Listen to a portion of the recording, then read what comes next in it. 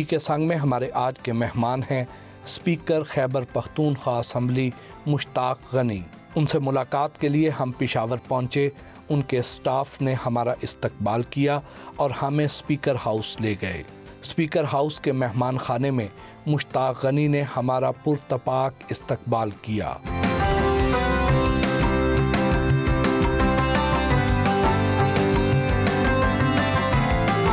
कैसे हैं सर आप? अल्लाह का शुक्र है जी, अल्हम्दुलिल्लाह। कोरोना को शिकस्त देने के बाद नई ज़िंदगी की बहुत बहुत मुबारक हो। बहुत शुक्रिया।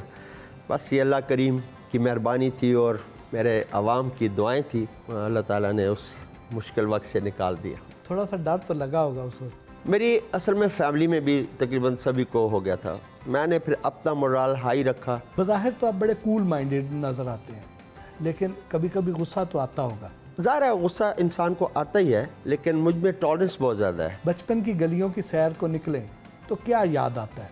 यकीन माने उस टाइम को हम बहुत ज़्यादा मिस करते हैं। मुख्तलिफ उस ज़माने की जो गेमें होती थी, अभी तो बच्चे बाहर निकलती नहीं है, तो हमारी तो वो सादी सादी बरोरे खेलना होता था, गुल्ली डंडा हमने खेलना होता था, छुपा छुपाई वो हम खेलते थे शाम को। क्या माहौल था घर का? कंट्रोल बहुत ज़्यादा होता था। हमारे वालिद साहब बड़ा इस चीज़ का ख्याल रखते थे, लेकिन ज़ाहिर है 4 बहनें थी, 3 हम भाई थे, सारे स्कूल पढ़ते थे। वो कागज़ की कश्ती, वो बारिश का पानी वो ज़माना फिर दिल करता है कि उसी तरह वो गलियाँ हो और टायर हम लेके और तार के साथ वो चलाया करते थे गलियों में। किराए की साइकिलें मिला करती थी, नफ़रत नहीं थी। आजकल तो बच्चे खेलते हैं और अगर लड़ जाए तो पिस्तौल निकालते हैं।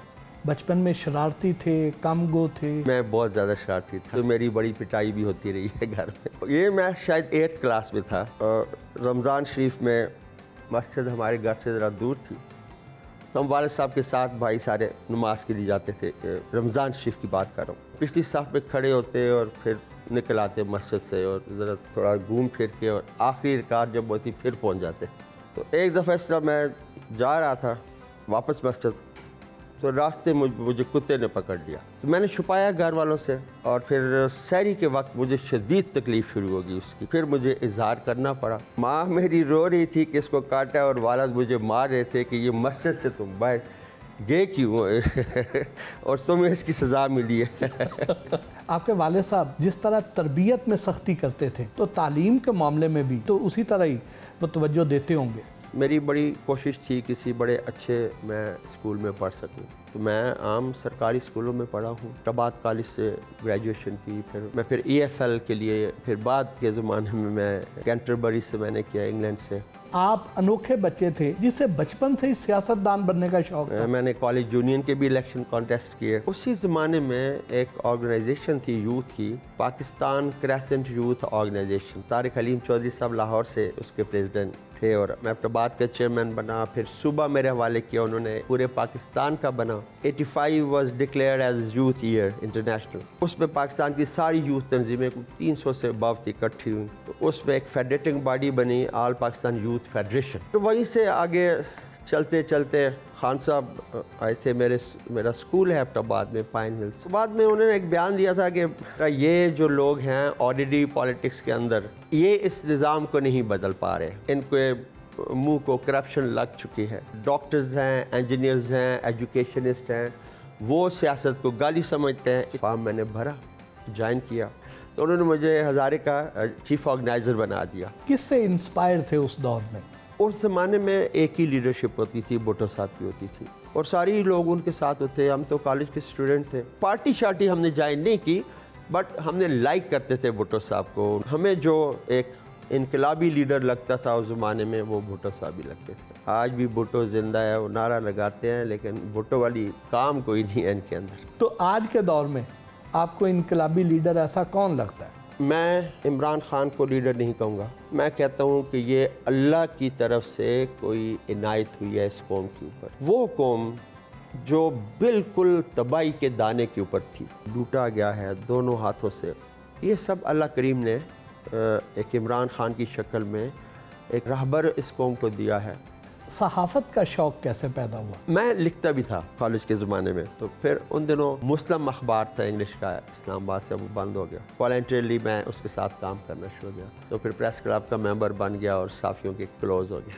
सियासी सफ़र में नशेबो फराज तो बहुत से देखे होंगे। मेरे वाले साहब 3 दफ़ा उस यूनियन काउंसिल जो हमारी होम है उसके मेंबर मुंतखब हुए हैं। चौथी दफ़ा जब आई तो उन्हें फालिज हो गया, तो मैंने मीटिंग बुलाई। मेरा वो बड़ा यंग एज का टाइम था। उन सब ने मुझ पे इत्तेफाक किया कि आप लड़ें।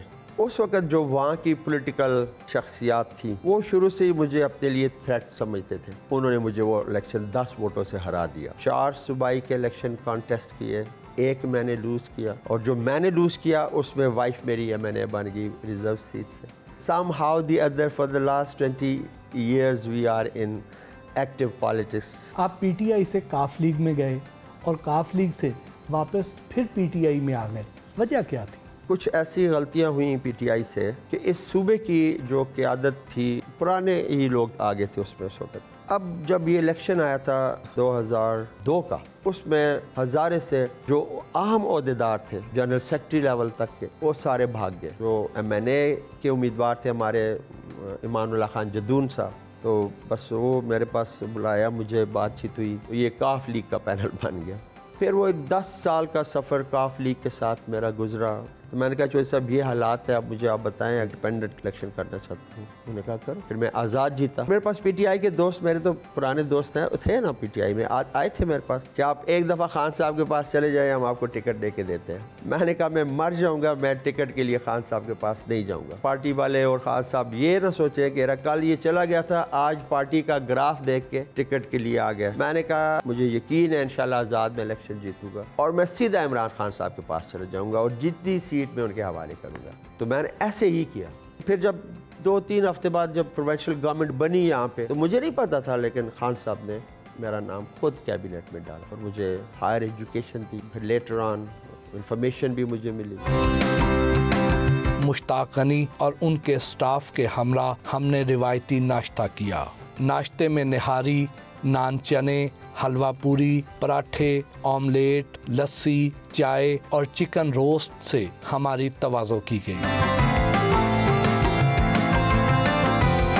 एबटाबाद के आबाई हलके से आए हुए पार्टी वर्कर्स और सपोर्टर्स से स्पीकर हाउस में मुलाकात की और उनके मसाइल सुने।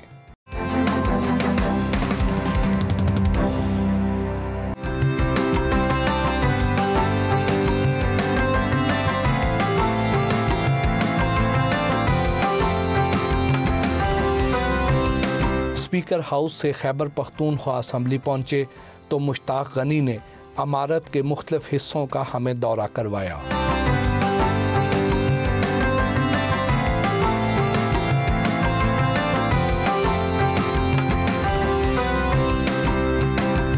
KP में बिजली की गैर एलानिया लोड शेडिंग का नोटिस देते हुए असम्बली के कॉन्फ्रेंस हॉल में पेस्को के चीफ एग्जीक्यूटिव से मुलाकात की और सद्देबाब के लिए अहम हिदायत भी जारी की। स्पीकर्स चैम्बर में मुश्ताक गनी से सियासी उमूर पर भी गुफ्तगू हुई। आप हायर एजुकेशन के मिनिस्टर भी रहे हैं, तो आजकल ये जो निज़ाम तालीम को तब्दील करने की बातें हो रही हैं, इस हवाले से क्या चैलेंजेस हैं? 3 तरह की तालीम यहाँ पे चल रही है। अमीर लोगों के लिए इंग्लिश मीडियम, गरीब लोगों के लिए उर्दू मीडियम और उससे गरीब लोगों के लिए दारुल उलूम। और ये हमारी गवर्नमेंट ने इमरान खान साहब की हिदायत पे पिछले 5 साल में दीनी मदरसों को भी ऑन बोर्ड लेना शुरू किया। काफ़ी हमने फंडिंग की। जो हमारे सरकारी स्कूल थे सबको हमने 1 गो में इंग्लिश मीडियम कर दिया और ये खान साहब का असल विजन था कि जस्टिस फॉर ऑल। लेकिन वो जो टीचर्स हैं उनकी कैपेसिटी बिल्डिंग के लिए आपने क्या किया? तहरीक इंसाफ की हुकूमत आई थी 2013 में, हमने जितनी भी रिक्रूटमेंट की है एजुकेशन डिपार्टमेंट के अंदर टोटली ऑन मेरिट की है। सिस्टम ये हो गया था कि 5 साल पहले BEd या CT/PTC की है तो पहले आप उनकी जब पोस्ट आएंगी रिक्रूट करेंगे। अब वो 5-6 साल घर में बैठे होते थे। हमारी गवर्नमेंट ने इस चीज़ को ख़त्म किया। उन्होंने कहा कि जो भी आए आ जाए। इतना ज़बरदस्त स्टाफ जो है रिक्रूट हुआ थ्रू NTS और साथ इनके वो पुराने लोग भी ट्रेंड होना शुरू हो गए। लोग अक्सर हमें कहते हैं जी ये बनी गाला की हिदायत पे अमल करते हैं। मैं फ़ख्र से कहता हूँ कि बनी गाला हमारा थिंक टैंक है। बनी गाला में ऐसे फजूल लोग नहीं बैठे हुए, वहाँ टॉप के लोग बैठते थे, वो पॉलिसी मेकिंग करते थे, फिर हमारे साथ आके वजारतों में बैठते थे, गाइडलाइन प्रोवाइड होती थी, फिर हम जो भी चीज़ होती थी उसको कैबिनेट में जाके डिस्कस करते थे, फिर असम्बली में लेके आते थे। हम हर चीज़ को तब्दील कर सकते थे अगर किसी पे हमें एतराज़ होता था। आप सर बात कर रहे थे यकसा निज़ाम तालीम की, तो क्या पाकिस्तान जैसे मुल्क में जहाँ तबकाती तकसीम बहुत ज़्यादा है, क्या ये प्रैक्टिकली पॉसिबल है? इस मुल्क की बहुत सी बीमारियां हैं, एक नहीं है, हज़ारों हैं। मैं कभी कभी सोचता हूँ कि इमरान खान के लिए कितने चैलेंजेस होंगे। एग्रीकल्चर में चैलेंज है, एजुकेशन में चैलेंज है, हेल्थ में चैलेंज है, ब्यूरोक्रेसी में चैलेंज है, अपोजिशन काम ही कोई नहीं करने देती, करप्शन एक और बड़ा चैलेंज है।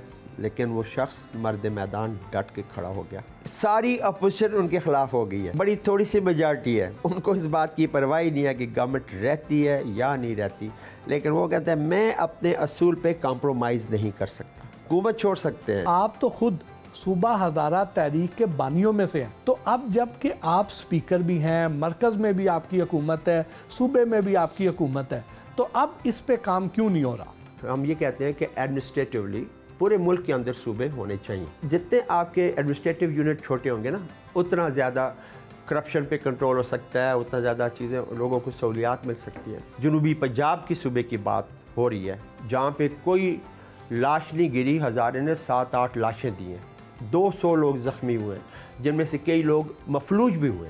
तो जब वो सूबा बनेगा तो ये तहरीक फिर उठ खड़ी होगी। इसलिए हमने खान साहब से भी कहा है कि जी जनूबी पंजाब बनाना है तो फिर हज़ारा भी आपको बनाना होगा। अच्छा सर, बाकी सूबों में तो जो पब्लिक अकाउंट्स कमेटी की चेयरमैनशिप है अपोजिशन के पास होती है, लेकिन यहाँ पर हुकूमती ओहदेदार को चेयर कर रहे हैं, तो ट्रांसपेरेंसी को कैसे आप यकीनी बनाते हैं? हर सूबे के अपने असम्बली के रूल ऑफ बिज़नेस हैं। हमारे जो रूल ऑफ बिज़नेस हैं जो बड़े अरसे से बने हुए हैं, यहाँ पे स्पीकर जो है वो पब्लिक अकाउंट कमेटी को चेयर करता है। स्पीकर हुकूमती ओहदेदार नहीं होता। स्पीकर एक इम्पार्शल शख्सियत होता है, कस्टोडियन ऑफ द हाउस होता है, और अपोजिशन और गवर्नमेंट दोनों के लिए काबिल कबूल होता है। और ये करप्शन एक ऐसी चीज़ है कि इसके ऊपर हम सारे यूनाइट हो जाते हैं, खूब निचोड़ते हैं अपोजिशन वाले भी, जो भी ऑर्डर पैरा होता है। एक साल हम पिछला लेते हैं, एक साल अपनी गवर्नमेंट का भी लेते हैं, उसमें से काफ़ी रिकवरी भी आना शुरू होगी। अभी इस साल का भी जारी है, और वो भी हमने एस्टिमेशन नहीं की, लेकिन पिछले साल में हमने 5.5 अरब रुपए की रिकवरी डाली थी डिफरेंट डिपार्टमेंट में। मुश्ताक गनी हमें पाकिस्तान की पहली पेपरलेस असम्बली के हॉल में भी लेकर गए।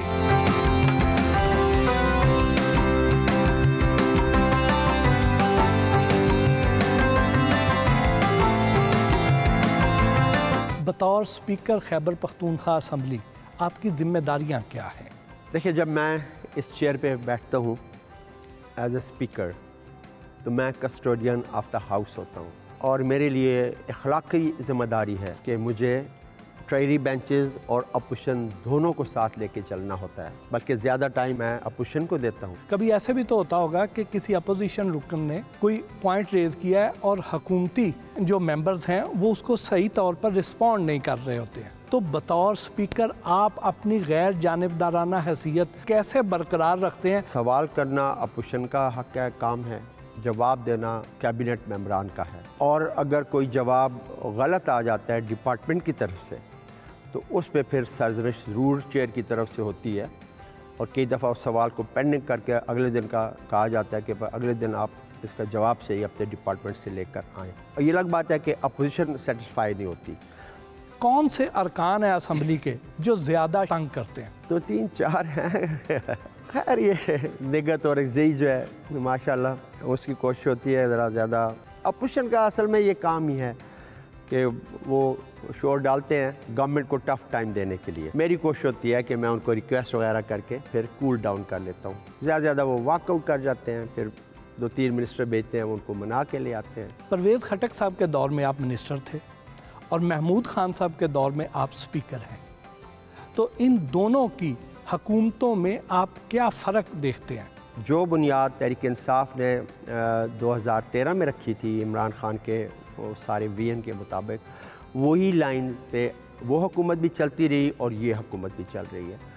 परवेज़ खटक साहब भी बड़े कामयाब चीफ मिनिस्टर है और महमूद ख़ान साहब भी माशाल्लाह तमाम डिपार्टमेंट पे उनकी गिरफ्त है। सेक्रेटरी आईटी अताउल्ला खान ने हमें केपी असम्बली में आईटी के जदीद इंतज़ामात के हवाले से ख़ुसूसी ब्रीफिंग दी।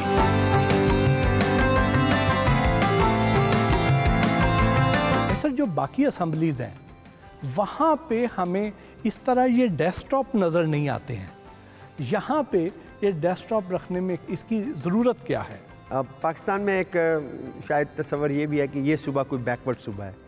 आप इस असम्बली को देख लें कि ये दुनिया की मोस्ट मॉडर्न असम्बलीज़ में इसका शुमार है और ये पेपरलेस असम्बली है। जब आपने ये सिस्टम नाफज किया तो इससे पहले क्या आपने अरकान असम्बली को इसकी तरबियत दी बाकायदा? बिल्कुल, इसकी एक कंटिन्यू प्रोसेस है। पहले भी तरबियत दी गई थी और उसके बाद भी जो नई असम्बली आई है उसमें भी उनको तरबियत दी गई है और फिर यहाँ हमारा स्टाफ मौजूद रहता है। अगर यहाँ ड्यूरिंग द सेशन किसी को कोई प्रॉब्लम होती है तो वो उस स्टाफ को इजाज़त है कि जाके उस मेंबर की हेल्प करें। लेकिन सर, इससे उन लोगों को तो बहुत ज़्यादा मुश्किलात आती होंगी जिन्होंने कागज़ फाड़ के फेंकने हैं और एहतजाज करना है। वो यहाँ कागज़ ना मिले तो वो घर से भी लेके आ जाते हैं। सीटी भी लेके आते हैं, हैम्बर भी लेके आए हैं साहब। अच्छा, जो मेंबर सर मौजूद नहीं होता है, मिसाल के तौर कहीं और होता है और इजलास हो रहा होता है, तो अपने मोबाइल पर हमारी असम्बली के लिंक से वो लाइव सेशन भी देख सकता है। और सिर्फ वो नहीं, अगर वो 2-4 दिन के बाद देखना चाहे तो आर्काइव्स में जाकर वो पिछला सेशन घर पर देख। हमारा सेशन लाइव चल रहा होता है।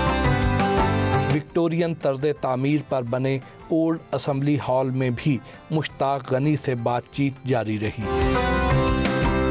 सर, वो वाला हॉल तो बड़ा जदीद और ख़ूबसूरत है, ये पुरानी तर्ज तामीर है। इस हॉल का क्या पर्पज़ है? 1935 में एक्ट पास हुआ था प्रोविंशियल काउंसिल का, उसके लिए फिर ये हॉल 1936 में या 37 में ये तामीर होना शुरू हुआ। तो शुरू में इसमें हाई कोर्ट आ गई। 80s में किसी वक्त अरबाब जंगीर साहब की हुकूमत थी सिवाई, तो ये फिर प्रोविंशियल असम्बली को वापस दे दिया गया। ये आप देख रहे हैं, ये सारा वुडन था, फ्लोर भी और एवरीथिंग। ये विक्टोरियन स्टाइल का हॉल था। उस वक्त 40 मेंबर होते थे, लेकिन गैलरीज बड़ी छोटी थी। इसमें ऑफिसर्स भी बैठते थे, इसमें जर्नलिस्ट भी बैठते थे। विजिटर्स के लिए बहुत ही कम स्पेस होती थी। वो हॉल फिर हमें बनाना पड़ा। कि कोई तारीखी अहमियत भी है? ये इस असम्बली को एजाज़ हासिल है कि इसमें जिन्ना साहब तशरीफ़ लाए और इसकी वो तख्ती भी बाहर लगी हुई है। क्या ये वही तब्दीली है जिसका अवाम से वादा किया गया था? तब्दीली नज़र नहीं आती होती, तब्दीली महसूस की जाती है। यही तब्दीली होती है कि गुड गवर्नेंस हो, करप्शन के लिए ज़ीरो टॉलरेंस हो, इदारे जो हैं सियासी तसल्लुत से पाक हों और चीज़ें सिस्टम के तहत खुद ब खुद चलें। तो हमारी पूरी कोशिश जो है तहरीक इंसाफ की कि इदारों को हमने मजबूत करना है और काफ़ी इसमें काफ़ी हद तक हमें अल्लाह के फजल से कामयाबी हासिल हुई है। ये मैं नहीं कहता कि 100% हो चुका है। आपको पता है कि लोग तो वही हैं जो इस मुल्क में जिनको काम ना करने की आदत है। हम कोई कानून लाते हैं तो उसके ख़िलाफ़ तो पहले 2.5-3 साल हमें अदालतों में फंस जाते हैं। आप सर एबटाबाद से इलेक्शन लड़ के आए हैं, तो एबटाबाद को एक गेटवे की हैसियत हासिल है जितने आगे हमारे अच्छे टूरिस्ट स्पॉट्स हैं। तो टूरिज़्म के फ़रोग के लिए आप क्या कर रहे हैं? सबसे पहला काम मैंने किया, Abbottabad university of science and technology कायम की। कोई 8-10 के करीब हमने डिग्री कॉलेजेस एबटाबाद ज़िले में मुख्तलिफ जगहों पे रिमोट एरियाज़ में हमने कायम किए। 1 बिलियन के लगभग हमने ब्यूटिफिकेशन की एक स्कीम शुरू की। एबटाबाद शिमला पार्क जो है देखने से ताल्लुक़ रखता है। मलकपुरा में एक इंसाफ पार्क है, म्यूज़ियम 6 करोड़ का वहाँ पे बन रहा है। रेस्क्यू 112 सर्विस वहाँ पे शुरू हो गई है। एबटाबाद मरी रोड उसको हमने डोलाइज कर लिया। अभी हमने नौजवानों के लिए स्पोर्ट्स की फैसिलिटीज़ प्रोवाइड की हैं और तकरीबन 5 जगहों पे हमने आउटडोर जिम कायम किया। वो एक बाईपास हम बना रहे हैं, कोई 3-3.25 अरब रुपए का है वो, जिससे एबटाबाद के ऊपर ट्रैफिक का फ्लो कम होगा। मेन मानसरा रोड जो है वो बहुत ज़्यादा ख़राब है, उसके लिए भी 40 करोड़ पे हमने हासिल कर लिए हैं फेडरल गवर्नमेंट से। पानी के बड़े बड़े मंसूबे शुरू किए हैं। हमारा तो ये प्रोग्राम है कि हर घर को रोज़ाना की बुनियाद पर पानी मिले, ऐसा वहाँ पर नहीं है।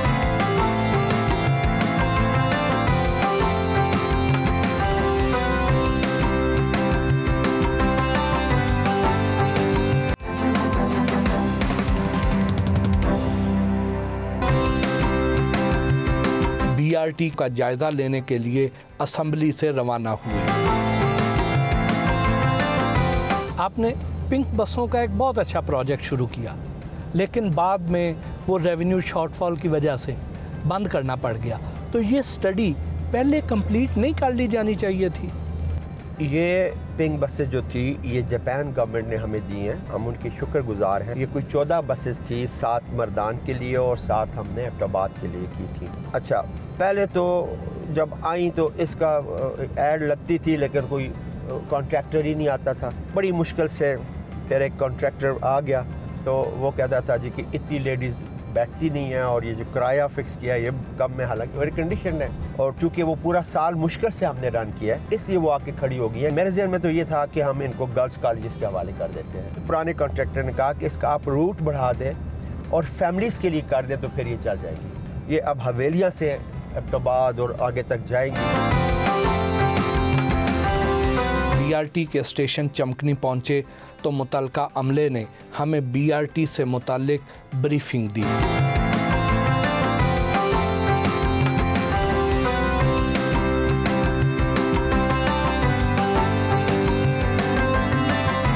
मुश्ताक गनी ने हमें चमकनी से हयाताबाद तक BRT की सैर करवाई और इस दौरान उनसे हल्की फुल्की गपशप भी हुई।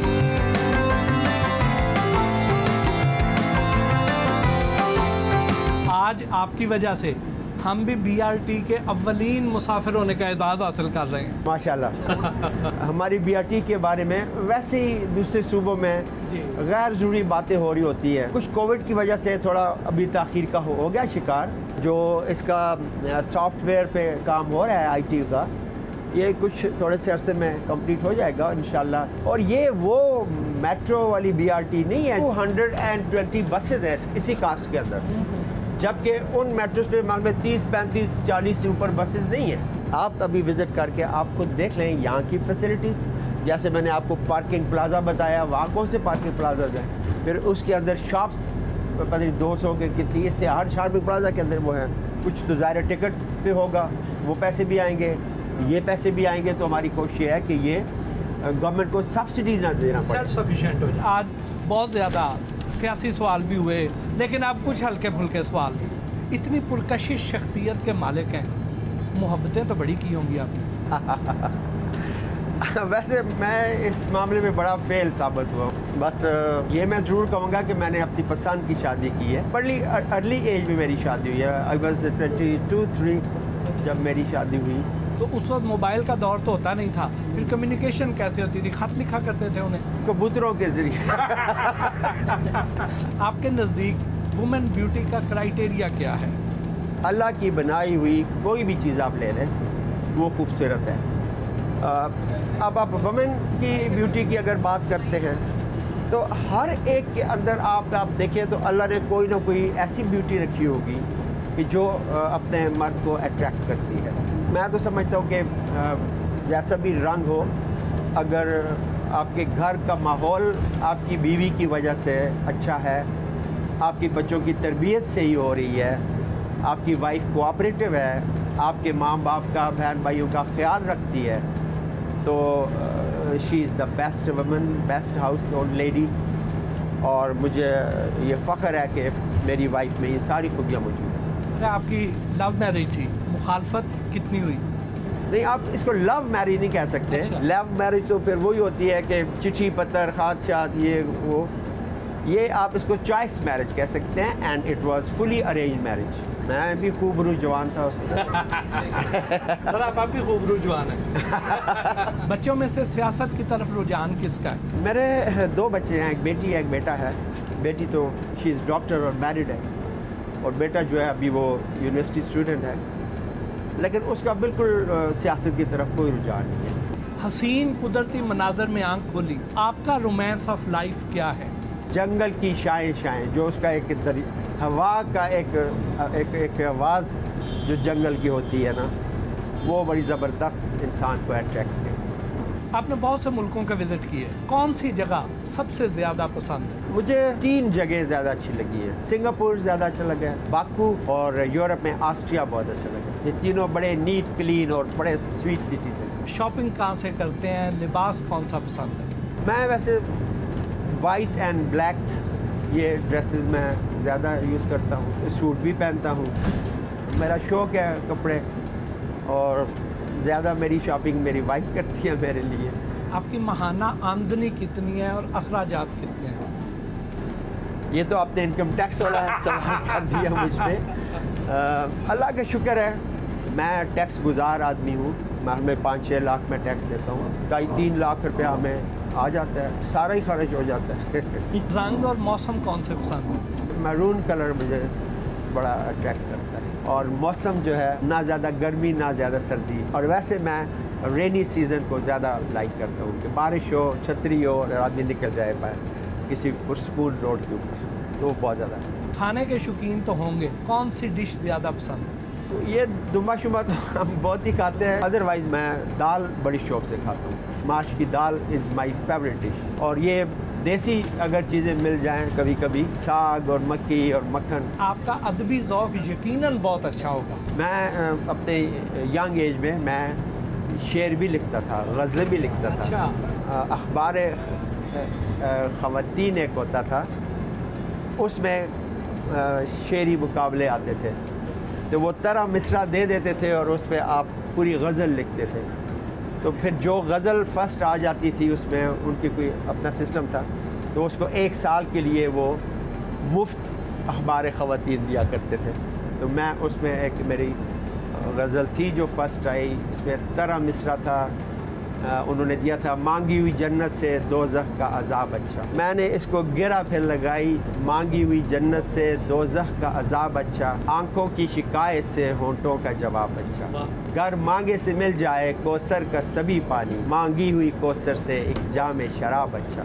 घर रुख न दिखाना था क्यों झांके जरूके से, पल भर के दिखाने से चेहरे पे नकाब अच्छा। मुश्ताक हुए गुमराह वाइस की नसीहत पर, तस्बीह के पुरोने से हाथों में रबाब अच्छा। वाह। म्यूज़िक और फिल्मों से किस हद तक लगाव है? उस ज़माने में एक ही शौक़ होता था, तफरी फिल्म होती थी, तो वो सिनेमा हाउस भी होते थे, तो वो हम हर हफ्ते में फ़िल्म ज़रूर देखते थे पिक्चर हाउस में। अब नहीं, काफ़ी हमें 10, 15, 20 साल से मैंने कोई फ़िल्म नहीं देखी। पसंदीदा मूवी कौन सी थी? उस ज़माने में मुझे नायला फ़िल्म बड़ी अच्छी लगी और हीर रांझा बड़ी अच्छी लगी। गाना कौन सा गुनगुनाया करते थे? आंखें गज़ल हैं आपकी और होंठ हैं गुलाब, सारे जहां में आप सा कोई नहीं जनाब। कौन से सियासतदानों से करीबी दोस्ती है? सारों से ही अच्छा ताल्लुक़ है। मैं खान साहब से मेरा पर्सनल ताल्लुक़ है, 97-8 से ताल्लुक़ है इमरान खान साहब से। चौधरी शुजात साहब से, परवेज़ इलाही साहब से बड़ा करीबी ताल्लुक़ मेरा रहा है और है भी। अमीर मकाम साहब के साथ मेरा बड़ा गहरा ताल्लुक़ है। बाकी असद कैसर साहब, परवेज़ खटक साहब, बड़े क्लोज़ हमारे ताल्लुकात हैं। महमूद खान साहब के साथ भी मेरी बड़ी अच्छी अंडरस्टैंडिंग है और बड़े क्लोज़ हम मशवरे करते रहते हैं एक दूसरे के साथ। ले सर, अब हमारा एक रैपिड फायर सेगमेंट है। इमरान खान को और चौधरी शुजात को बतौर सियासतदान रेट करना है आपने आउट ऑफ 10। ज़ाहिर है मैंने इमरान खान का कहना है, लेकिन चौधरी शुजात साहब भी पॉलिटिक्स में किसी से कम नहीं, दोनों को 10/10। यहाँ पे सियासी जवाब नहीं देना। पॉलिटिशियन जब फंसता है तो वो सियासी जवाब देता है। इन सियासतदानों की एक एक खामी बताएं। अमीर मकाम साहब में एक चीज़ है कि वो एकदम से गुस्से में आ जाते हैं। मुराद सही दिल की बात किसी को नहीं बताते। चौधरी परवेज़ इलाही बड़ा ओपन आदमी। ये खामी तो ना हुई, बड़ा मुश्किल होता है दोस्तों की खामी बताना। हाँ यकीनन, जब पार्टी में थे उस वक्त नहीं देते थे, और चौधरी शुजात साहब वक्त बहुत ज़्यादा देते थे। शौकत यूसुफ से बस दोस्त है हमारा, काम करके फिर सोचते हैं। बिलावल भुट्टो जरदारी, वो वादी महरान में है और मैं वादी खैबर में हूँ। यहाँ पे कुछ उनका मुस्तकबिल ताबनाक नज़र नहीं आता जरदारी साहब की मौजूदगी में। जरदारी साहब से बगावत कर ले तो फिर शायद कुछ कर ले। इन सियासतदानों को आपने एक एक मशवरा देना है।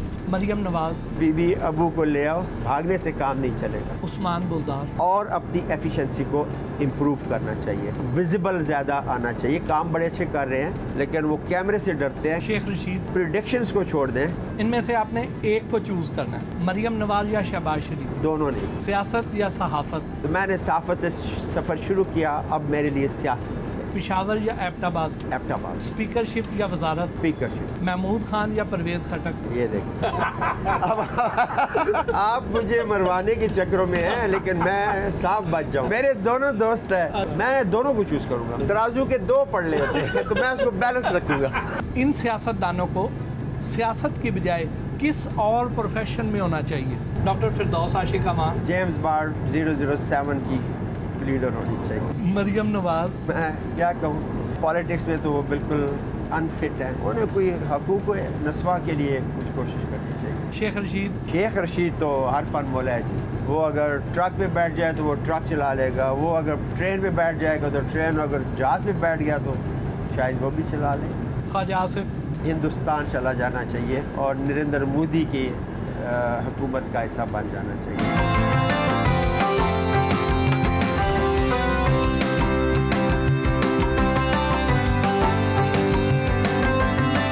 सर हमें इजाज़त दीजिए, आपसे मिलके बहुत अच्छा लगा, आपका बहुत टाइम भी लिया हमने और बहुत अच्छी यादें हम लेके जा रहे हैं। Thank you very much, have a safe journey.